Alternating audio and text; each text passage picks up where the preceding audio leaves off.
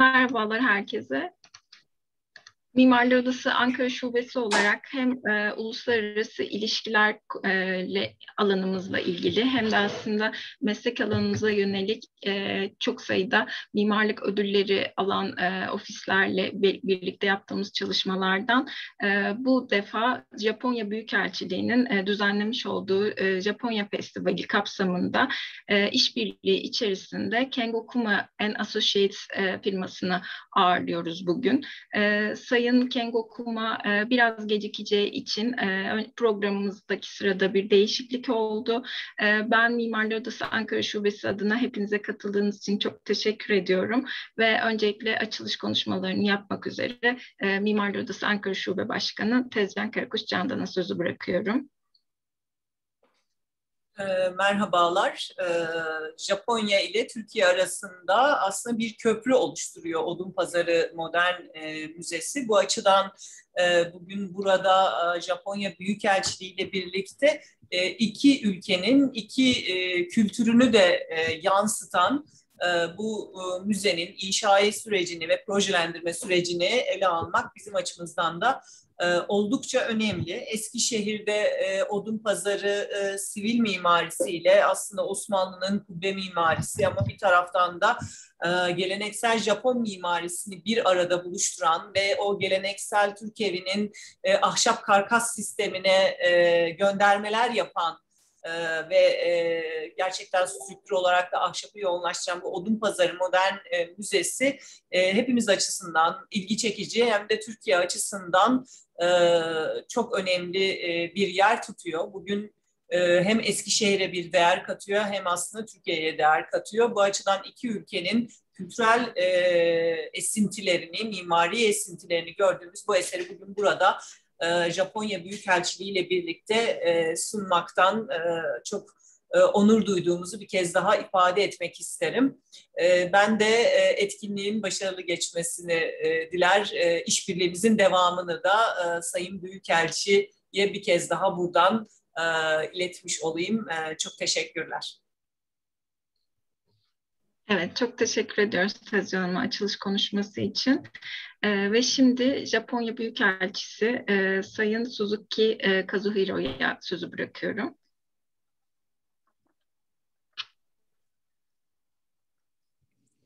Thank you. Thank you for your kind introduction. Hello, everyone. Thank you very much for joining our program today.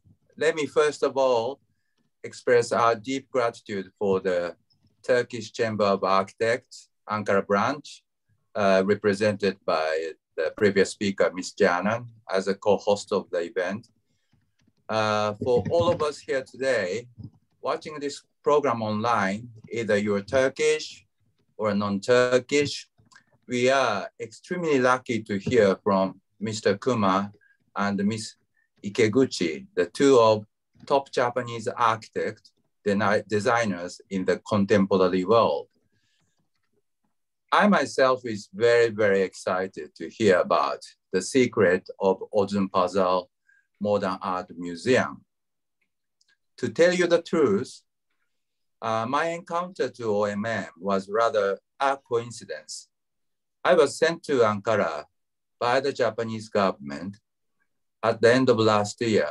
And a few weeks later, one English newspaper in Turkey carried a big article about OMM together with a picture of its characteristic museum building. And at that time, I didn't know what OMM stands for, but I did understand that this was about something very Japanese, and found out that the OMM received a special commendation in European Museum of the Year Awards 2021. This autumn, I myself had a chance to visit OMM, and I was really fascinated to find out how this very Japanese architecture was fit into the atmosphere of its surroundings. As we all know that Odunpazarı was a historic district of Eskişehir, a very traditional Turkish town.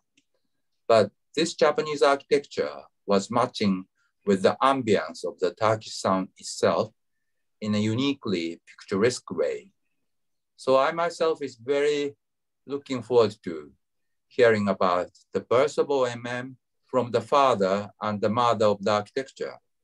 Thanks again, and I hope you will enjoy the program today. Thank you. Çok teşekkür ediyoruz Sayın Suzuki. Ve aslında Odunpazarı Müzesi ile bu kadar bahsettikten sonra doğrudan Odunpazarı Müzesi'nin yapılışı hakkında ve tasarım sürecine ilişkin bilgi vermek üzere katılımcılarımızdan ben sizlere bahsetmek istiyorum. Öncelikle Yuki IKEGUCHI'yi tanıtacağım. Kendisi Kengo Kuma and Associates'in partneri. 2002 yılından beri Kengo Kuma and Associates'in hem Tokyo hem de Paris ofislerinde çalışıyor. Pratt Institute of Technology New York'tan mezun oldu kendisi ve aslında uluslararası projelerde ve çok sayıda ödül alan tasarım projelerinde kendisi ofisin tasarım yönelimine önderlik ediyor ve hem kalite kontrolünde hem de uluslararası projelerde bütün iş süreçlerde bulunuyor. Yasemin ŞAHİNER de proje mimarı ve proje müdürü yöneticisi olarak çalışıyor. Yine Kengo Kuma and Associates firmasında 2014 yılından bu yana. Şu anda Paris ofisinde çalışmalarını sürdürüyor. Yeditepe Üniversitesi'nden ve Tokyo Üniversitesi'nden mezuniyetleri bulunuyor. Ve hem proje yönetim süreçlerinde hem de koordinasyon ve iletişimi sağlamak üzere çok sayıda aktif görevde bulunuyor. Ben kendilerine davetimizi kabul ederek katıldıkları için çok teşekkür ediyorum ve sözü onlara bırakıyorum.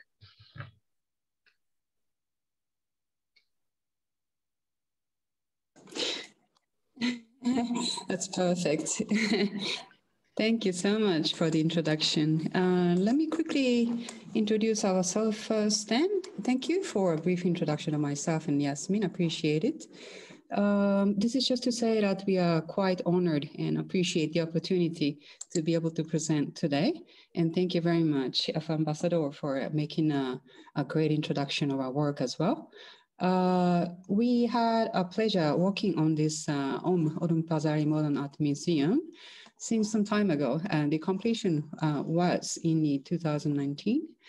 And I had a pleasure also to learn much about the Turkish culture and many things that we have in common and common appreciations towards the crafts, culture, modesty, and the work relationship that is greatly, we had a great pleasure of working together and exchange in mutual appreciations towards crafts and culture.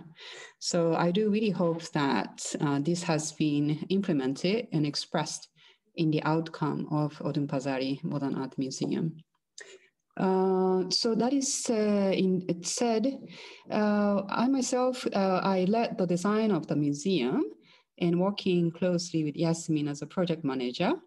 And since we worked on this project together, Yasemin is going to translate the contents of the presentations, but it's a bit beyond just a language translation. Since we worked together, she knows the project better. So she would speak on our behalf as well to a bit of an additional interpretation of a part that is particular to do with the Turkish architecture and the context beyond.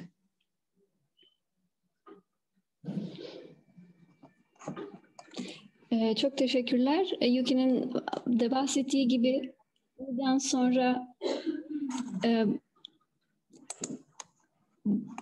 sonra açıklamaları simultane tercüme yerine ben yapacağım projeyle ilgili. Dinliyoruz Yasemin Hanım. Bir saniye.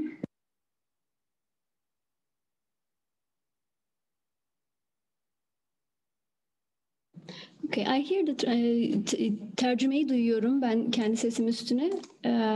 Buradan devam edeceğim ben. Are we okay? Yes. So I would like to also briefly introduce about our approach in making architecture. Three pillars that are very important in our approach. One is being biophilic architecture, which is more to the international approach and tendency of the modern architecture now in approaching architecture. Size buradan sonra tasarım prensiplerimize yön veren birkaç konseptten bahsedeceğiz. Bunlardan ilki biyofilik mimarlık olarak çevirebileceğimiz doğal malzemeyi kullanarak bireyi doğaya tekrardan yaklaştırmayı hedeflediğimiz yaklaşımımız. So biophilic architecture is all about designing with organic natural elements that appeals to our senses and tendency to find comfort, inspirations in natural settings. Architectural space would be fully integrated with the organic elements made with natural materials. Doğal malzemeleri kullanarak, mimari mekanları kurgulayarak, doğal ve bireyin birbiriyle entegre olduğu mekanlar yaratmayı hedefliyoruz bu konseptle. Second is the life between the buildings. We as an architect and our office particularly are very keen to create and implement the building, not just to create the space that speaks, but also are conscious about creating a space in between existing surrounding building and the newly implemented building. Ofisimizin diğer önem verdiği ana konseptlerden bir tanesi de yapılar arasındaki, binalar arasındaki yaşam. Ofisimizde buna büyük bir önem gösteriyoruz. Bu sadece mekanı, sadece binayı yaratmak değil ama binalar ve yapılar arasındaki yaşamı öne koymak. Burada ortaya çıkacak aktiviteleri sahneye çıkarmak. Last is this very particular approach. Is macro design process. It's a simultaneous study and investigations from a both large contextual view of an urban scale and from a very eye level experience of a human scale. So we do test and study, investigate from both different scales simultaneously. Sonuncusu da bizim ofisimize özel bir aslında araştırma yöntemimiz, tasarım yapma yöntemimiz, mikro ve makro ölçekler arasında çalışarak. Bu ne demek oluyor? Hem büyük ölçekte hem kentsel ölçekte hem küçük ölçekte insan gözünden algıladığımız mekanların ölçeğinde birbiri arasında bağ ve diyalog kurarak mekanları geliştirmek. So starting with this Odunpazarı project, exactly making a focus of previously introduced three pillars in approach and methodology, we have looked into the context, the rich context that is surrounded by this Ottoman style wooden structural building, the residence in a human scale. And also that context is set to the frontage of the urban scale, multi-level buildings as well. So the site is situated right in between these two different scales that needs to respond to both. Odunpazarı'nda da tam olarak bu ilk size gösterdiğimiz 3 konsepti kullanarak ilerledik. Tarihi bir doku içerisinde yer alan Odunpazarı'nda kentsel ve insan ölçeği arasında tasarımı kurguladık. That said, we had also looked into a cultural context, the history of Turkish architecture, in the context of Odunpazarı, as well as the larger extent of Turkish culture.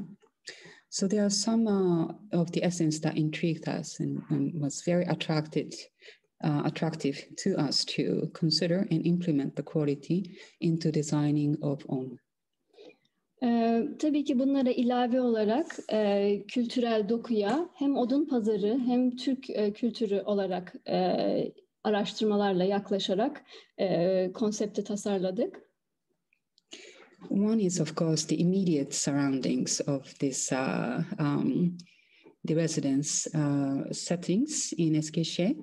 The immediate experience, the streetscape experience that we encountered is this meandering paths and series of low-rise wooden house residential buildings that has the rotated and cantilevered upper stories that makes the space in between the buildings, the housing, very unique and very special. Bunlardan tabii ki en önemlisi Odunpazarı sokakları ve evleri. Bu geleneksel Türk sivil mimarisinden oldukça etkilendik. Topografyayı takip eden bu küçük ölçekli binalar arasında yer alan mekanlar bizi çok heyecanlandıran, esin kaynağı olan konulardan ilki. So the sequence of these streetscapes that leading up to the site, we shall take it in and to make the space as a part of the sequence, the continuance from the streetscape all the way inside the building and the entire exhibition journey. Bu binalar arasında akan sokakları müzenin de içerisine alarak aslında sergi deneyiminin bir parçası haline getirdik. So typology was created looking in that sequence and journey, but also to respond to these particular configurations of rotating, stacking of the boxes. So the volume characteristic would respond to the traditional wooden houses, and also by stacking to the certain height, it responds to the urban scale of the other surroundings.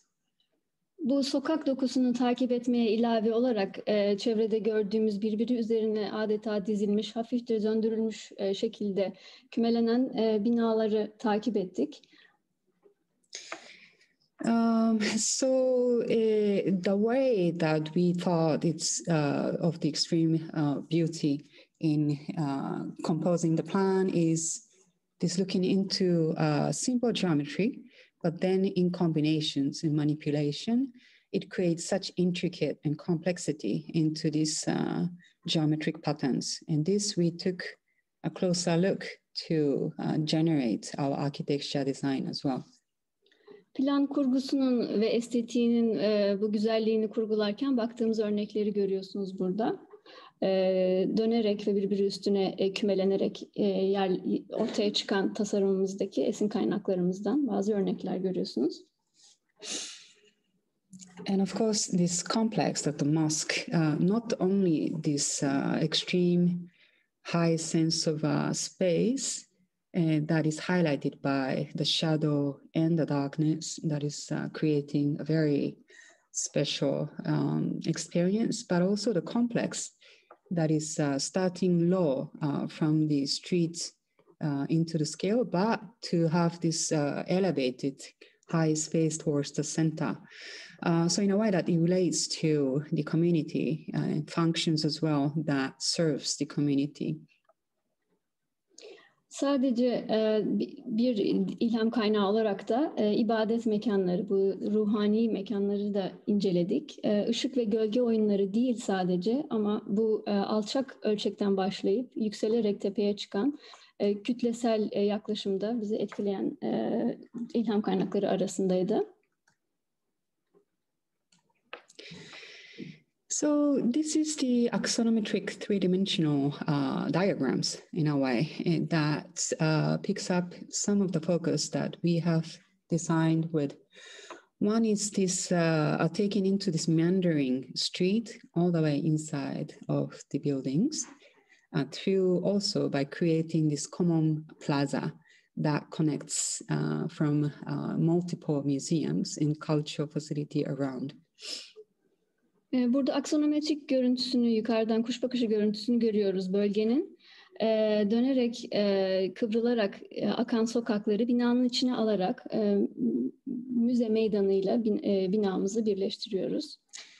So the space in between the buildings is to motivate and animate the activities and promote the flow of people naturally to experience all this public nature as well as the cultural connection as a connection of the cultural hub. Bu binalar arasında kalan mekanları kurgulayarak hem kültürel hem de toplumsal ve sosyal dokuyu canlandırıp anime ediyoruz, aktive ediyoruz. So as just to mention that we have implemented this full timber building in intention or the vision to celebrate the memory and history of the place as the wooden market that this site used to function as. So in a way that it's fully expressive to that nature and celebrate the history of the place. Bu ahşap yapıyı kurgularken yerin hafızasına, yerin tarihine, Odunpazarı olarak kullanılan bu mekana aynı zamanda da referans verdik.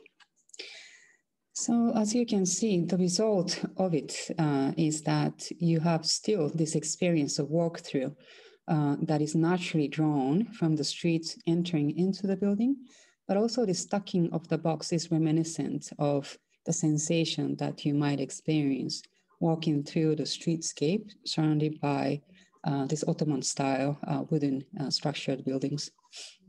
Sokak kurgusuyla vurguladığımız gibi binanın içine doğru akan adeta sokaklar kurgusuna ilave olarak Odunpazarı'nda görmüş olduğumuz adeta birbiri üzerine dizilmiş kutu kutu evlerin hissini de burada yaratmaya çalıştık. We have aimed to have this museum without any frontage or the back face.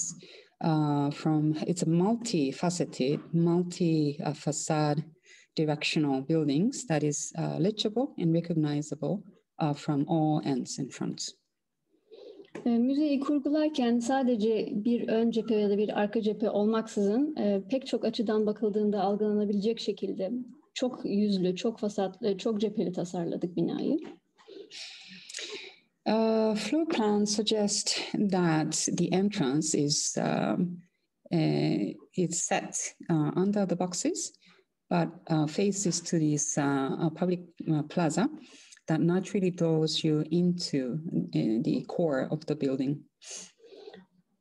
Kat planına bakıldığında giriş katı görüyoruz. Bu kutular birbiri üzerine dizilmiş kutular arasından altından akarak içeri girdiğimiz birinci katı görüyoruz şu anda. In the center of this whole rotating boxes, which would house the exhibition, we have placed this light well or atrium space that collects the natural lights from above the sky through the skylights and bring the soft lights into the all level of exhibition rooms. Bu dönerek birbiri üzerine dizilmiş dışarıdan algıladığımız kütlenin içerisinde, kalbinde bu yine dönerek çatıya kadar devam eden mekanı görüyoruz. Bunun işlevi aynı zamanda hafifçe ışığı filtreleyerek içerideki sergi mekanlarına aktarmak.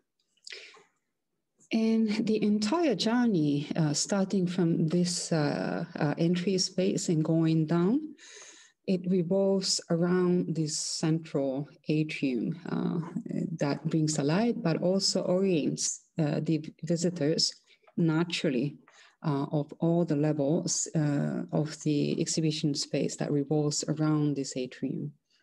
Sergi yolculuğunun başlangıcı bu gördüğümüz gibi merdivenler ve ortadaki bu az evvel gösterdiğimiz mekanın etrafında dönerek katları bir çıktığımız bir şekilde kurgulanmış. And this entrance, we design it in a way that serves as the continuation of the plaza. It meant to be promoting activities of spontaneous gathering. In the soft openings, we use this for a conference space as well. So one can imagine that some school casual tours or gathering with the children's to talk about the museums or contents of the class, themes, and etc. So we do hope that this serves multiple purpose and to animate the public scene. Girişi öyle tasarladık ki aslında bu gördüğünüz merdivenler meydanın adeta devamı ve çeşitli aktivitelere tanık olacak, sahne olacak şekilde tasarladık. Bunların içinde çeşitli aktiviteler, okul gezileri, gençlere sanatı ve müze kültürüne tanıştırmak gibi aktiviteleri sayabiliriz. And when you go down through this staircase, the radial staircase, and reach to the lower level, which connects to the level of the other street. So in a way that from plaza, when you are going down naturally from a ground level to one level lower, then it's simply connecting from one streetscape to the other streets level. And also, this is the beginning of the whole exhibition journey to communicate and enjoy the arts that are exhibited. Bu giriş aslında müzenin meydan tarafıyla alt sokak arasındaki kod farkını kapatarak birbirine bağlayıp ve yeni müze ve sergi imkanları sağlamasına olanak veriyor. And this is the view of the atrium light well. When you are standing on the ground floor, looking up, it connects all the floors that has the exhibition spaces. Bu ortada görmüş olduğumuz atriumun çatı ışıklığına kadar devam eden kütlesinden aşağıdan baktığımız bir görünüm. Bütün ışığı süzerek katlara, en alt kata kadar getiriyor. And on the ground floor, we had this opportunity to create large and tall exhibition spaces to house special installations in large scale. Zemin katta bu imajda gördüğünüz gibi geniş ve büyük ölçekte sanat eserlerini sergilememize olanak veren sergi mekanları tasarladık. And we had this amazing Japanese artist to compose these sculpture, very organic elements that grows off the floor and reaches to the walls. But this is entirely composed with the threaded bamboo, so that it's without any nails or glues to connect one, entirely woven. And so it works quite well with the space that we have, an organic approach that we have taken in designing architecture. Bu mekanda sergilenen yine çok büyük bir usta olan Japon bir sanatçının eserini görüyorsunuz. Bu eserin yapımında birbiriyle örülmüş bambu parçaları kullanılıyor. Hiçbir çivi ya da yapıştırıcı kullanmadan. Bu eserin organik doğası bizim de kurgulamak istediğimiz müze ve sergi mekanlarıyla çok güzel bir diyalog içinde. And this space is visually connected to immediate floor above. So this visual connections that is always being designed from one space to the other. So this art that is designed by the artist can be enjoyed from the space below or to be viewed from above. Bu az evvel gördüğümüz mekan aynı zamanda ikinci kattan da görsel olarak izlenebiliyor bağlantı içinde. Böylelikle mekanlar da birbiri içine akıyor adeta. And this is the second floor that is also have a multiple exhibition space in a different proportion and different shape. Burada ikinci kat planını görüyorsunuz. Farklı ölçekte mekanlara yer veren, farklı şekillerdeki mekanlara yer veren bir kat burası. And this is the effect of this atrium light well to bring filtered light very softly, not to obstruct or damage any sensitive arts that are exhibited on the wall, but simply to give us soft, natural settings to enjoy and communicate with art. Bu ikinci katta az evvel ortada gösterdiğimiz atriumun içinden süzülen ışığı görüyoruz. Bu filtrelenerek mekana sızan ışık aynı zamanda sanat eserlerini korumamıza olanak veriyor. Bunlara zarar vermeden güzel bir arka plan sunuyor bize. And how the exhibition spaces are composed in multi-levels. We have focused on creating a large installation space at the ground floor, which is easy to load and deliver.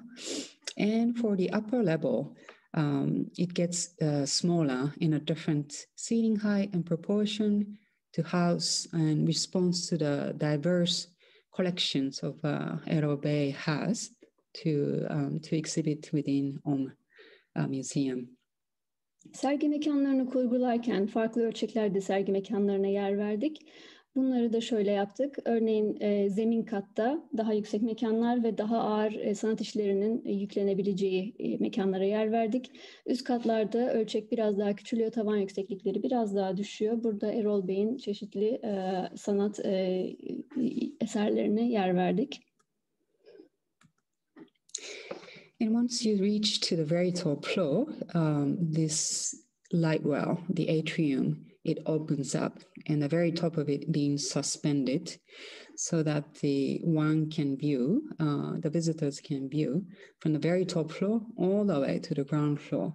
And this would also suggest a potential site-specific installations for future or events just simply playing music and so on. So this, we hope that has become quite symbolic, the core of the museum here in Eskişehir. En üst kata çıktığımızda ortadaki atriumun en üst bölümünü görüyoruz şu anda.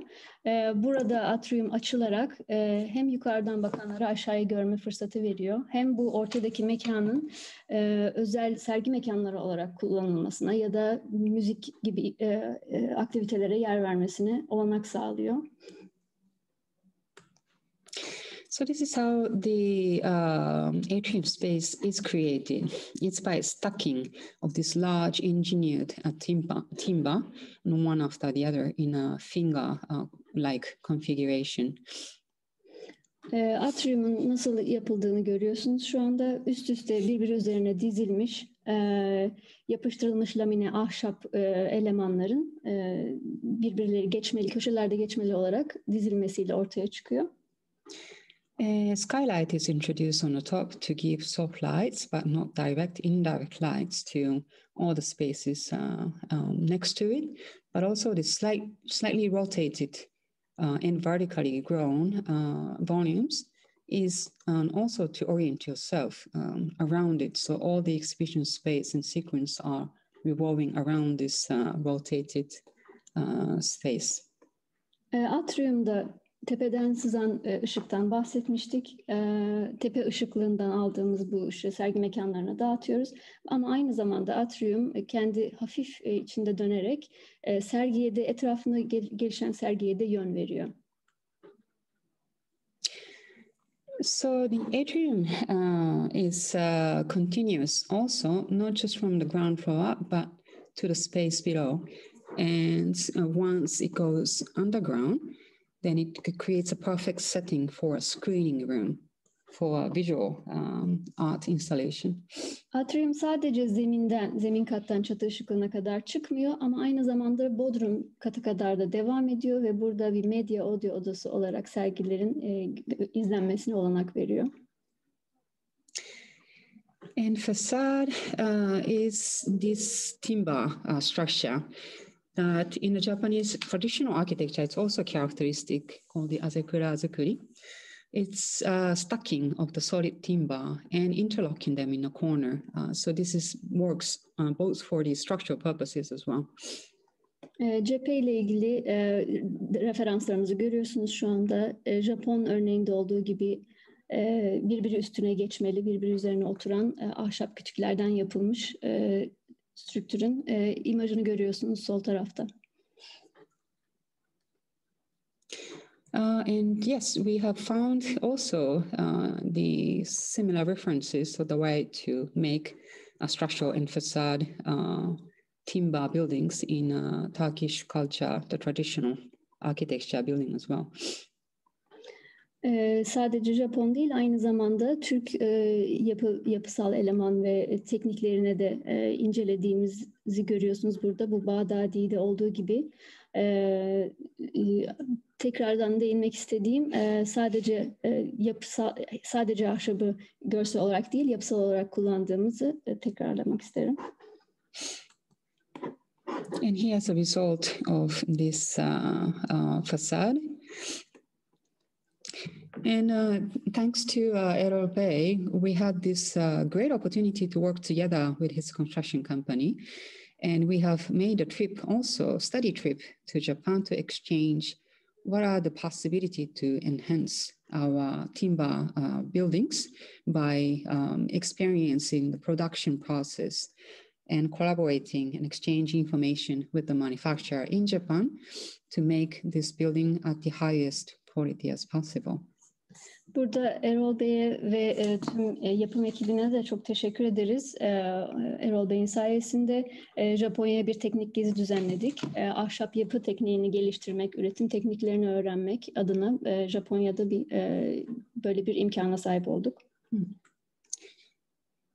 Thank you. We believe we have accomplished a great cultural venue, and to stimulate and activate the cultural exchange also to have a firm link between Turkish and Japan by having this building completed in Eskişehir. And we look forward to further engagements in the growth and development of this further museum scene as well. Çok teşekkür ederiz. Türkiye ve Japonya arasında bu binayı meydana getirerek, ortaya çıkararak güzel bir köprü kurduğumuza inanıyoruz ve bunun gelişip ürünler vermesini heyecanla bekliyoruz. Okay, so we would finish the design of our home now, and I think Kuma-san has arrived, so he would be fully ready for present his part of the philosophy. Burada onun sunumunun sonuna geldik. Kuma-san da bağlandığını görüyorum. Evet. Kuma-san'ın sunumuna geçebiliriz buradan. Teşekkür ederiz. Çok teşekkür ederiz. Sayın Yasemin ŞAHİNER and Yuki IKEGUCHI. Ben çok kısaca Kengo Kuma'yı da aslında hepimiz tanıyoruz, fakat kısaca kendisinden bahsetmek istiyorum. Kengo Kuma çalışmalarını Asya, Avrupa ve Kuzey Amerika'da sürdüren, uluslararası bilinirliğe sahip, beğenilen ve takip edilen bir mimardır. Özgün tasarım perspektifi sunan becerileriyle hem serbest mimar hem de saygın bir akademisyen olarak paralel rollerini sürdürmektedir. Resmi olarak mimarlık eğitimini Tokyo'da tamamlamış ve New York'ta Columbia Üniversitesi'nde misafir araştırmacı olarak 2 yıl daha ileri eğitimini almış ve doktora derecesinde Keio Üniversitesi'nden tamamlamıştır. Japonya'da 1990'da Kengo Kuma and Associates ve Fransa'da KUMA and Associates Europe olmak üzere gelişen tasarım stüdyoları kurmuştur ve çalışmaları sayısız ödüle layık görülmüştür. Avrupa'da ve Japonya'da birçok tasarım yarışması kazanmıştır. Kendisi Tokyo Üniversitesi, Keio Üniversitesi, Columbia Üniversitesi ve Illinois Üniversitesi'nde olmak üzere profesör, davetli profesör veya öğretim görevlisi olarak da görev yapmıştır. Ben sözü kendisine bırakmak istiyorum. Davetimizi kabul ettiği için de çok teşekkür ediyorum.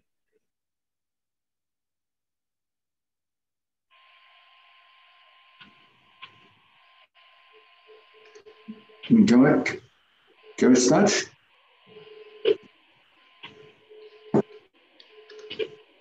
Yes, we saw the slides. Okay, thank you again. And today, I just want to talk about the philosophy of our practice by using some images. So basically, I think we should go back to natural material, and we should go back to natural environment as possible as can. In 20th century, we humanity did use concrete and steel and glass for the buildings and for the city. And it is not happy as a situation for humanity. Instead, in 21st century, especially after COVID, going back to natural material is the most important theme for our practice. The first project I show you today is Hiroshige Museum built in Japan. Most of the material of this museum came from the forest behind the building.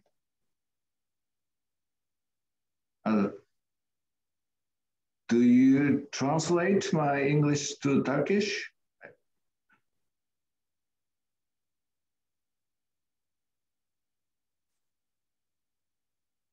Yeah, I will continue. And as for planning, I also want to recover the structure, the connection between town and forest. This as a side plan is showing the relationship between forest and village. In Japan, the forest and village is always connected, but I think it's not happened only in Japan. So also Turkey, in the town Eskişehir, the town of OMM Museum, most of the Osmanlı period buildings were made by wood. And this is very human, very intimate, and very warm. And as I felt, there's a strong sympathy to Turkish culture and Turkish as a building method. And as before 19th century, Japan also had a strong connection with the forest, but in 20th century we destroyed this kind of connection. But for this museum, I cut the building to create the strong axes which connect forest and town center. And this axis is connecting town center and shrine of the forest. The shrine is very important as a building for village. And the shrine was sending the strong message, the message saying, without forest, we cannot survive anymore. And then the people were using the material from forest. And even for interior, I did use the material from forest. Rice paper, also we did use a tree from forest, and the stone from the quarry in the forest, and of course wood came from forest.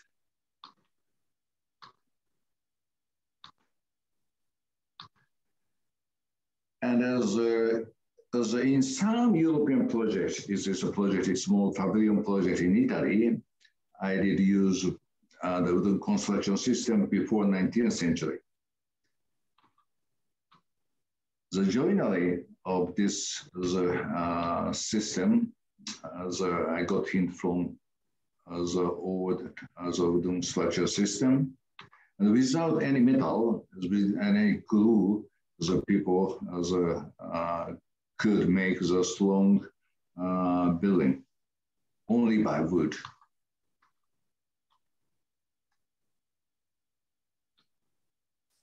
And as I try to apply this system for bigger building, the 3-story building, so with this wooden structure system, no bigger column and bigger beam. The dimension of the wooden post is only 6 centimeters by 6 centimeters. This is the interior view of this small museum.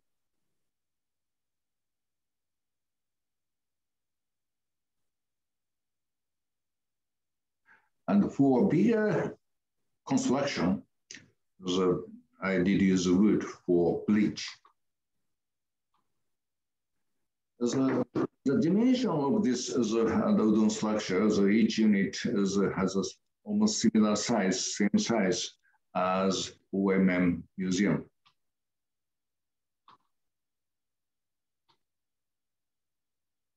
The wooden bleach is covered by a roof, and there's a space under the roof is also used for exhibition.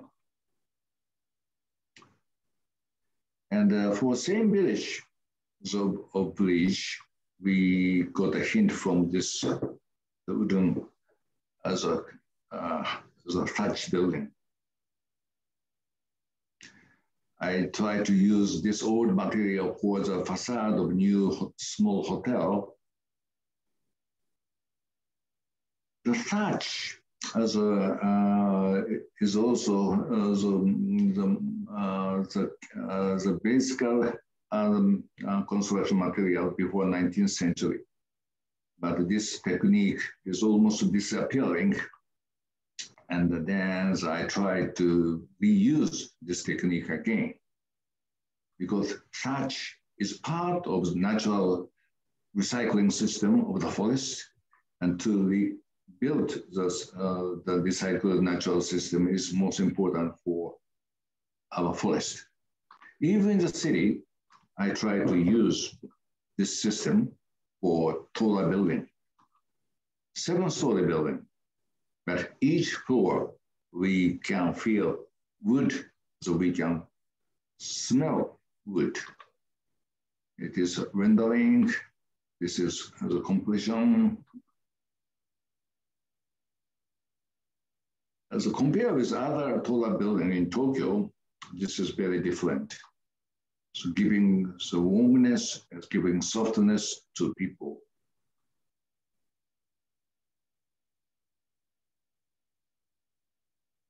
In France, we also try to use wood for this cultural complex.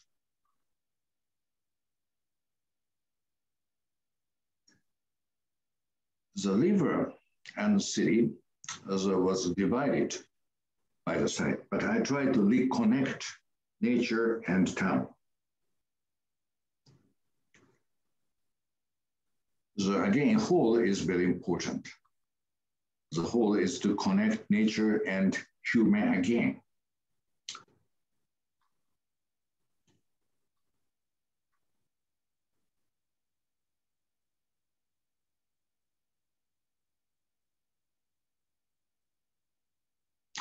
For bigger station project in Paris, so it's under construction. We won the competition for 6 years ago.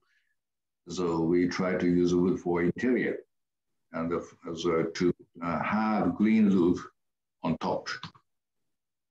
Most of the station building in 20th century was a big concrete box. But this station has this warm texture, and it's very different from normal infrastructure building in 20th century. And as a national stadium, maybe you still remember the national stadium, which was used for Olympic 2021. So we designed this stadium. The site is in Tokyo, but it is just next to the Green Park, which is important for us. So wooden building and Green Park could have some harmony. And as a facade consisted of 5 layers, and through the layers, through the soffit, so we can bring natural wind to interior. And as a hint from this 5-story pagoda building. This actually 5-story wooden building was built 7th century. It's the oldest wooden building in the world. And why the wood can survive such long years? Because wood is part of nature, and then it can survive almost forever.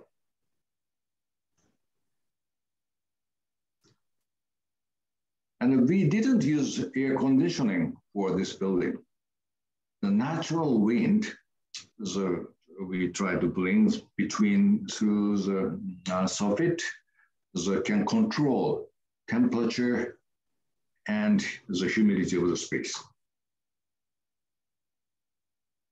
And also, the natural light is filtered by these wooden frames that can provide the very comfortable, warm feeling for spectators. And as you know, so we couldn't have spectators for stadium because of COVID, but it looks like full of people and it looks like very vibrant. And it is the magic of nature, I think. The nature has such diversity and such the vibrant feeling. At the end of this lectures, I want to say about the future of building. Future of the building, simply said, is going to nature and going to forest. Without that direction, so we cannot survive anymore, I think. Thank you very much.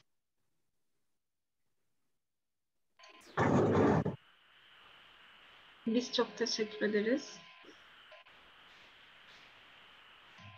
Dinleyicilerimizden sorular varsa chatten yazabilirler ya da el kaldırarak bizden söz isteyebilirler. Canlı olarak da sorabilirler. Çetin Alkan bir soru sormak istiyor. Merhabalar, müsait değil mi? Evet, konuşabilirsiniz. Teşekkür ederim. İngilizce mi sorayım, Türkçe mi sorayım, Japonca mı sorayım? Nasıl uygunsa sizin için. Okay. Sir, would you please tell me about the age of the National Stadium? How long does it take? How long does it can be affect the National Stadium? How many years? Yeah, we construction team think, with good maintenance, it will last more than 100 years. Oh, more than 100 years. That's yes. So long. Yes. So I think it's strong enough due to air conditions.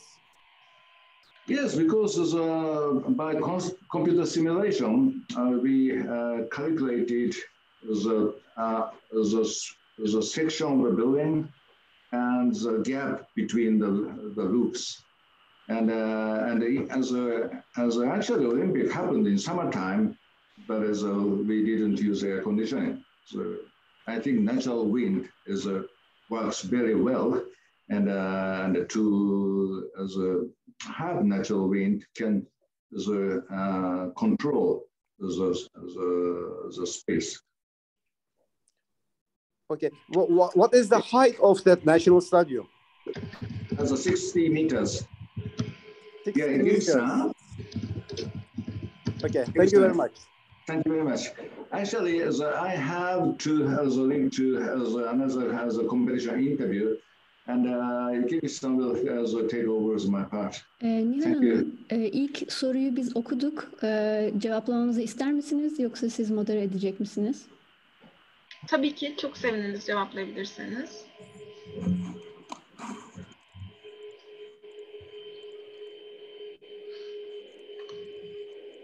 Hanım, tekrar edebilir misiniz? Ben mi? Oradan cevaplayabilirsiniz Yasemin Hanım. Yani biz sizi duyamıyoruz. Bir kere daha tekrar edebilir misiniz? Şu an duyuyorum. Duyabiliyor musunuz? Tekrar edeyim. Evet, şu an duyuyorum. Çetin Bey, size teşekkür ederiz. Çok sağ olun. Sağ olun. Siz cevaplayabilirsiniz soruları. Buyurun. İlk soruyu İngilizce olarak Yuki cevaplayacak. Bu Odun Müzesi'nin kütlesi hakkındaki Anonymous Attendee'den gelen ilk soruyu.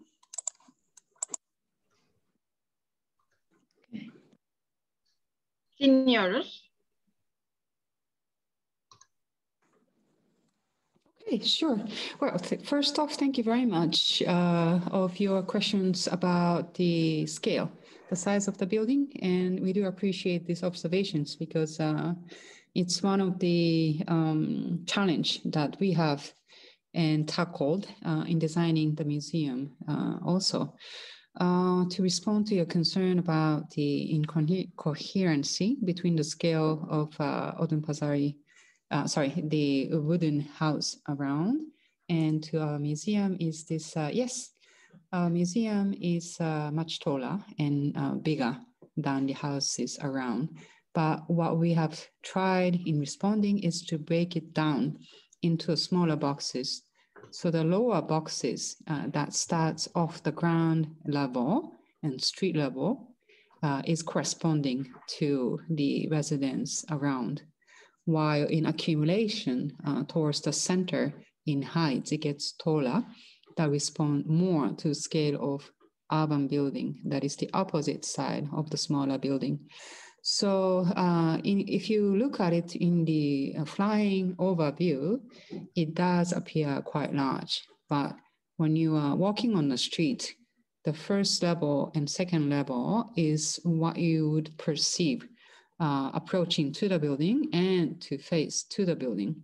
So we do hope that this sense of scale appears differently and experienced differently from where you are and how you see the buildings. And that said, we didn't design the intention to fully make the building disappear, but also it should announce itself as a new cultural landmark that is legible from multiple directions. So this height and scale that are a bit distinctive, a bit larger, helps to have this presence fully expressed.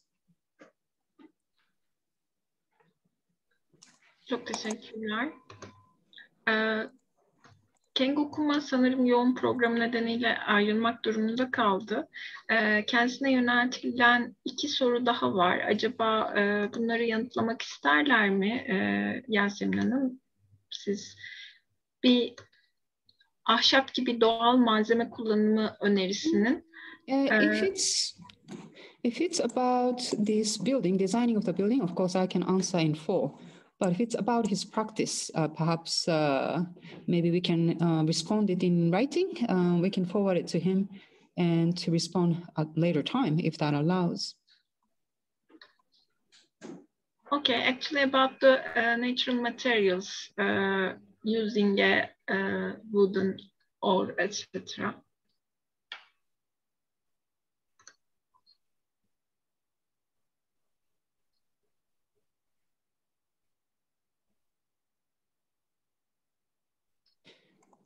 Would you like me to respond to the second question about the use of wood?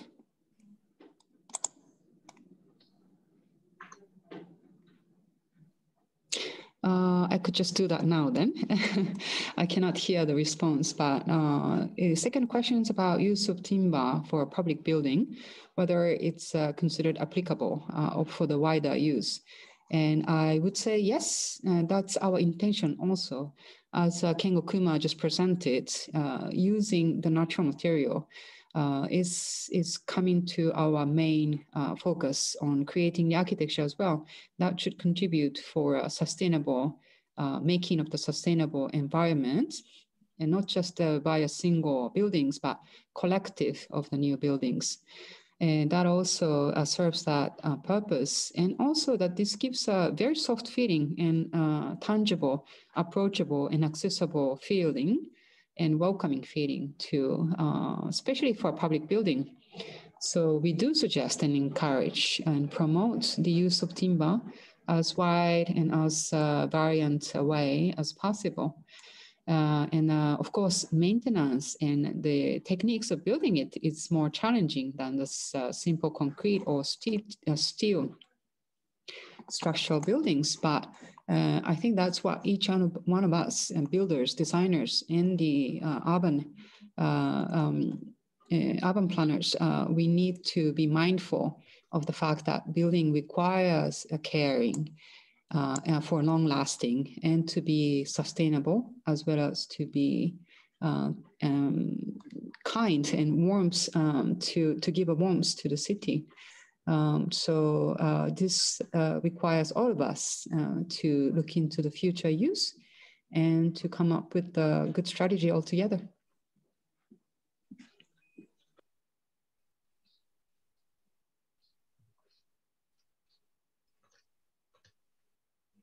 Çok teşekkürler. Bir soru daha var. Sunum için çok teşekkür ediyorlar. Soru, mimari projeyi yerele ait kılmak için projenin bulunduğu yerin mimarisiyle bulunduğu ülkenin mimarisinden etkilenme oranı ve dengesi nasıl sağlandı? Yani Eskişehir'e ait bir bina mı yoksa Türkiye'de yapılan bir bina mı daha öncelik meselesi oluyor diye bir soru var.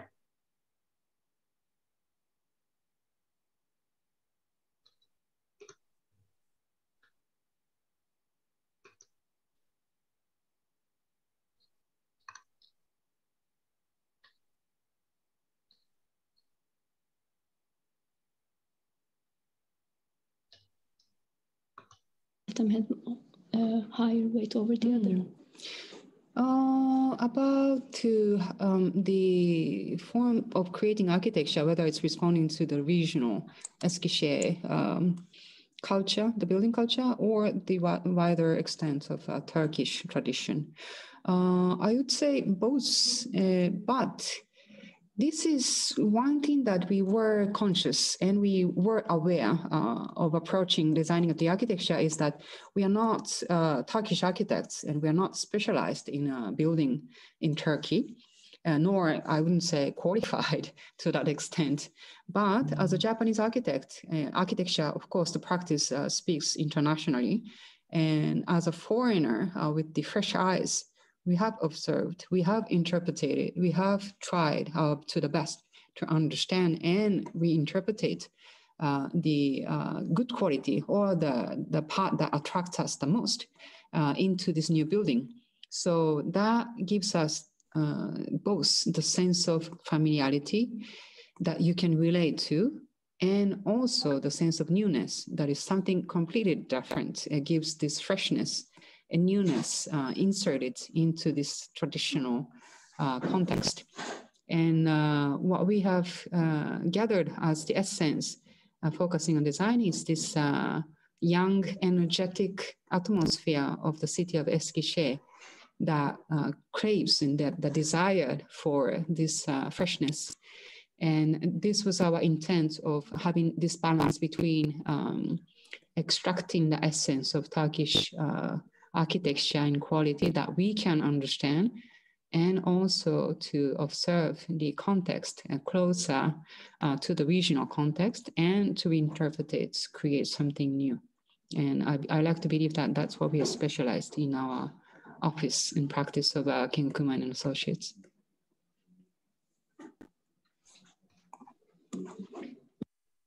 Teşekkürler.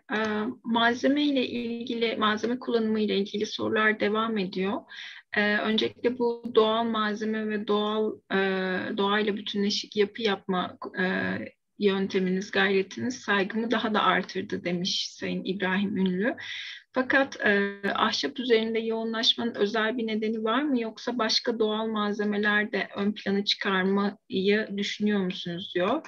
Bir de paralel olarak bir soru daha var. Endüstriyel ahşabın doğallığı tartışmalı mıdır? Tartışılabilir mi? Diye bir soru var.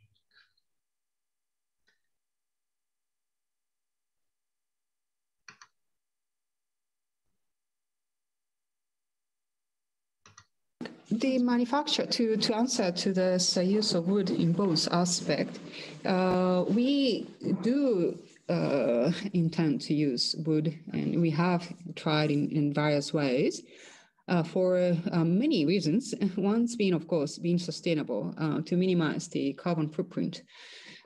That's also one that contributes to this sustainable approach.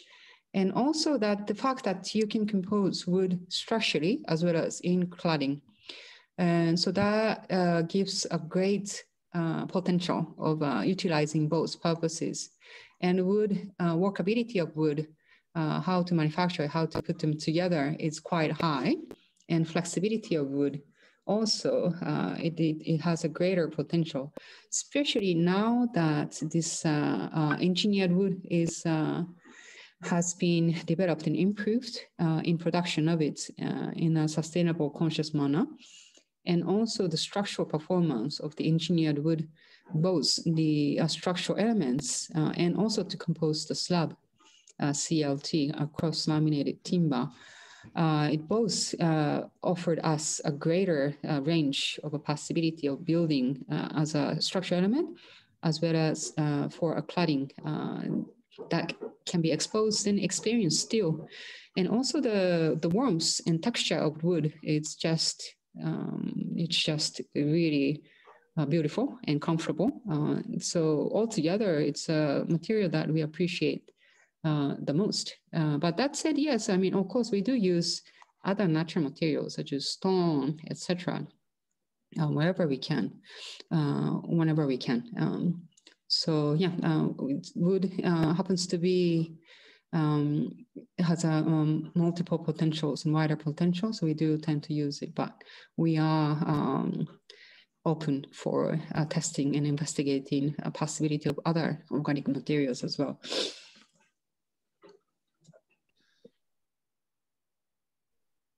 Çok teşekkürler.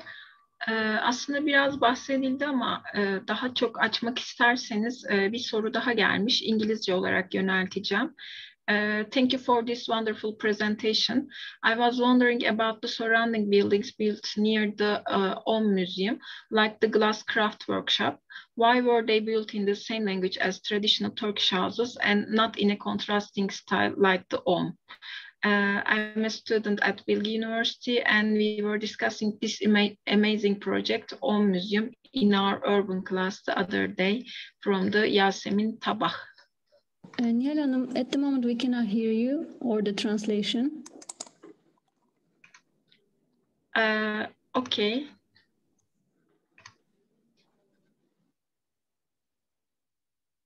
Okay.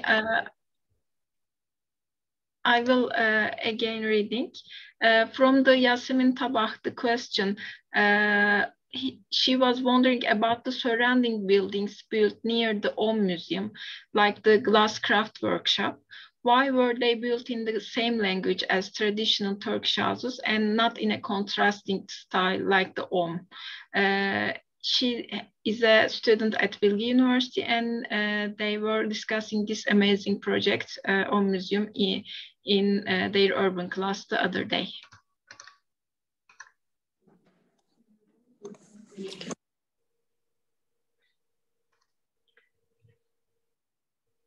You can also see from the chat part.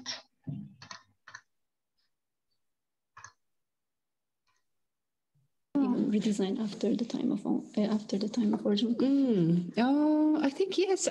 We did answer in the previous questions, but if I may maybe reiterate, my answer is that yes, we don't. It wasn't intention to mimic exactly the architecture of the wooden residence surrounded, but to generate something new out of the quality. So stacking of the boxes and cladding with the structural timber was something that we have generated from out of our interpretations, and to express the building as more of the new insert, so that it attracts people and to give some freshness to the surroundings as a cultural facility. So I hope that answers the question.